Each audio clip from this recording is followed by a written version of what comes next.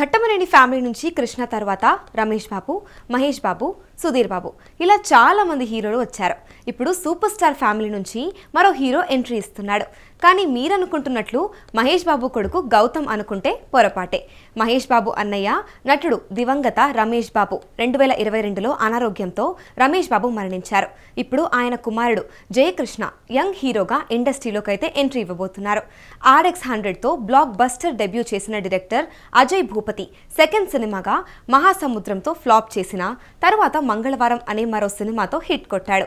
అయితే అజయ్ భూపతి ఘట్టమనేని జయకృష్ణను హీరోగా పరిచయం చేయనున్నట్లు ఆ మధ్య రూమర్స్ అయితే వచ్చిన సంగతి తెలిసిందే.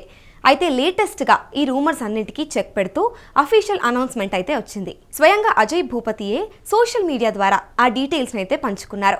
తిరుమల బ్యాక్ డ్రాప్ స్టోరీతో ఈ సినిమానైతే తెరకెక్కిస్తున్నట్లు ఆయన షేర్ చేసిన పోస్టర్ చూస్తే అర్థమవుతుంది. ఈ సినిమాకు శ్రీనివాస్ మంగాపురం అనే టైటిల్ కాన్సెప్ట్ అయినట్లు టాక్ అయితే వినిపిస్తోంది. మరి టైటిల్ ఇదేనా కాదో అఫీషియల్ అనౌన్స్మెంట్ తర్వాతనే తెలుస్తోంది. హీరోగా ఓ టాప్ బాలీవుడ్ హీరోయిన్ కూతుర్ని అనుకుంటున్నట్లుగా అయితే సమాచారం అందింది.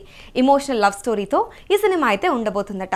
కొద్ది రోజుల క్రితం జయకృష్ణ ఫోటోషూట్ కూడా పూర్తయిందని ఫిల్మ్ నగర్ టాక్. సెప్టెంబర్లో రెగ్యులర్ షూటింగ్ను స్టార్ట్ చేస్తారట. ఈ సందర్భంగా ఘట్టమనేని వారసుడికి super star fans, movie lovers all the best చెప్తున్నారు. Tollywood top producer Ashwini Dutt ఈ సినిమానైతే ప్రెజెంట్ చేస్తున్నారు.